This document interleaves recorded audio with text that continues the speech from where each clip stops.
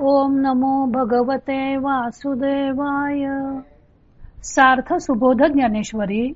लेखन आणि वाचन सौ मनीषा भास्कर अभ्यंकर, महाराष्ट्र, मिरज 416410. अध्याय 3. कर्मयोग. ज्ञानी मनुष्याने कसं वागावं. ओव्या आहेत 210 ते 218 आणि गीतेचा श्लोक आहे 34. सर्व प्राणी मात्र हे प्रकृतीला वश असतात व प्रकृतीनुरूप कर्म करीत असतात. तेव्हा जबरदस्तीने त्यांचा निग्रह करू नये असे मागील श्लोकात श्रीकृष्णांनी सांगितलं. आता इंद्रियांचा निग्रह करायचा नाही तर मग काही त्यांना मोकाट सोडायचं का? त्याचं उत्तर या श्लोकात भगवंतांनी दिलेलं आहे. श्लोक 34. इंद्रियस्येंद्रियस्यार्थे रागद्वेषौ व्यवस्थितौ तयोर्नवशमागच्छेत्तौ ह्यस्य परिपंथिनौ. विषयांच्या ठिकाणी इंद्रियांची प्रीती व द्वेष असतात. त्या प्रीती द्वेषाच्या ताब्यात आपण जाऊ नये, कारण ते मार्गाच्या आड येणारे आहेत. एरवी इंद्रियांजिया अर्थासारिखा विषयो पोखिता संतोषू की रचित्ता आपजेल. एरवी इंद्रियांना पाहिजे त्याप्रमाणे विषय देत गेले तर खरोखर मनाला संतोष प्राप्त होईल. परितो सब चोराचा सांगा तू, जैसा नावेकस वस्तू जव नगराचा प्रांतू सांडी जेना. परंतु तो संतोष म्हणजे सभ्य दिसणाऱ्या चोराच्या संगतीप्रमाणे आहे. सभ्य दिसणारा चोर गावची शीव ओलांडली नाही तेथपर्यंतच क्षणभर स्वस्थ असतो. पुढे वनात गेल्यावर तोच आपल्या घातास प्रवृत्त होतो. बापा, विषाची मधुरता झणे आवडे उपजे चित्त, परितो परिणाम विचारिता प्राणू हरी. बाबा, बचनागादी विषय गोड आहेत खरे, पण त्यांच्याविषयी अंतःकरणात कदाचित इच्छा उत्पन्न होईल तरी पण तू ती उत्पन्न होऊ देऊ नकोस, कारण त्यांच्या परिणामाचा विचार केला तर ती घातक आहेत. देखे इंद्रिये कामू असे, तो लावी सुख दुराशे, जैसा गळी मीनू आमिषे भुलविजेगा. पहा, ज्याप्रमाणे गळाला लावलेले आमिष माशाला भुलवते, त्याचप्रमाणे इंद्रियांच्या ठिकाणी असणारी विषयांची लालसा प्राण्यांना सुखाच्या खोट्या आशेकडे ओढते. परी तया माझी गळू आहे, जो प्राणा ते घेऊन जाये, तो जैसा ठाऊवा नोहे झाकलेपणे.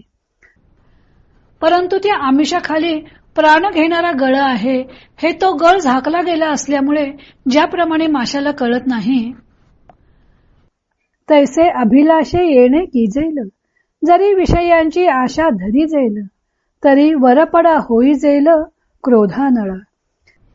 त्या विषयांच्या लालसेने तशीच स्थिती होईल. जर विषयांचा अभिलाष धरला तर क्रोधरूपी अग्नीत पडावे लागेल. जैसा कवळोनिया पारधी घातेची या संधी, आणि मृगाते बुद्धी साधावया. जसा पारधी मारण्याच्या हेतूने हरणाला चहूकडून घेरून माराच्या कचाट्यात आणतो, एथ तैसीची परी आहे, म्हणून सांगू हा तुझ नोहे, पार्थ दोन्ही काम क्रोध हे घातुक जाणे. येथे तसाच प्रकार आहे, म्हणून तू विषयांचा संग धरू नकोस. अर्जुना, काम व क्रोध हे दोन्ही घात करणारे आहेत असे समज. म्हणून हा आश्रोची न करावा, मनीही आठवो न धरावा, एकू निजवृत्तीचा बोलावा नासो नेदी. म्हणून विषयेच्छेला थारास देऊ नये, या विषयांची मनात आठवणही आणू नये. फक्त हा स्वधर्माचा जिव्हाळा नासू देऊ नकोस. भगवंतांनी मागच्या श्लोकात सांगितलं की ज्ञानी लोक सुद्धा आपल्या प्रकृतीनुरूप वागतात, कारण सर्व प्राणी मात्रच प्रकृती परतंत्र आहेत. त्यामुळे हट्टाने कर्मत्याग करता येणार नाही. कर्म हे स्वभावतःच होत राहणार. अर्थात जबरदस्तीने त्याग करायचा नाही, पण म्हणून इंद्रियांना मोकाट सोडायचे असा याचा अर्थ नाही. भगवंत सांगतात की विषयांच्या ठिकाणी प्रीती किंवा द्वेष हे असतातच. प्रत्येकाला एखादा विषय आवडतो, एखादा विषय आवडत नाही. ही आवड नावड ही असणारच, पण ती इंद्रियांपुरती मर्यादित ठेवावी. तिचा पगडा आपल्या मनावर किंवा बुद्धीवर बसू देऊ नये. विषयांविषयीची स्वाभाविकपणे असलेली आवड जर बुद्धीवर अतिक्रमण करू लागली की मनुष्य विषयांच्या ताब्यात जाईल व मनुष्य आपला अधःपात करून घेईल.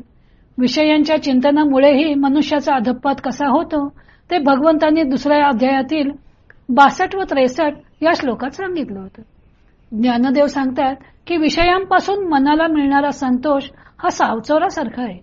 विषयांना ज्ञानदेवाने सावचोर, बचनागादी विष, गळ्याला लावलेलं आमिष आणि पारधी अशा 4 उपमा दिलेले आहेत.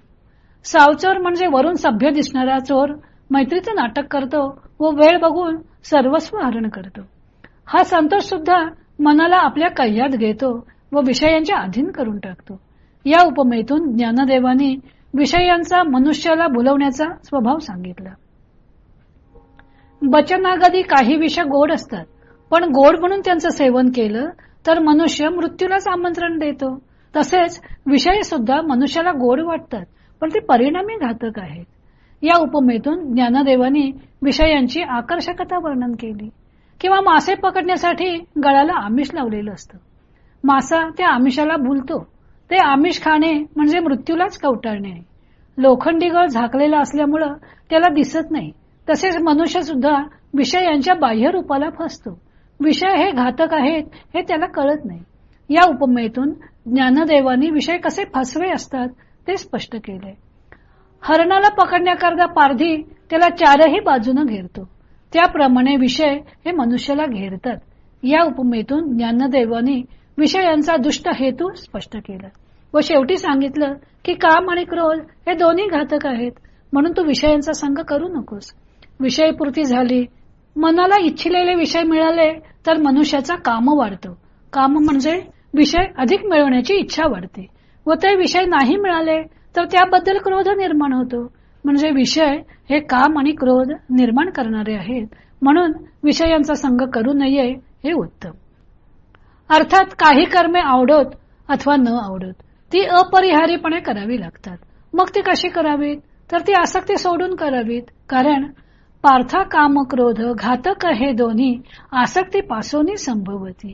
ती कर्मे करीत असताना आसक्ती ठेवू नये. तसेच निजवृत्तीचा म्हणजे स्वधर्माचा ओलावा टिकवून ठेवावा. म्हणजे आपण करत असलेले कर्म स्वधर्माप्रमाणे आहे की नाही याचा विचार करून ते अंमलात आणावं. असं म्हणून त्यांनी 35व्या श्लोकाशी संगती लावलेली आहे. 35व्या श्लोकात परधर्मो भयावह असं भगवंत सांगतात. आणि मनुष्याला ज्या वेळी स्वधर्माबद्दल जिव्हाळा वाटणार नाही त्याच वेळी त्याला परधर्म स्वीकारण्याची इच्छा होईल. म्हणून स्वधर्माबद्दल जिव्हाळा हवा असं ज्ञानदेव सांगत आहेत.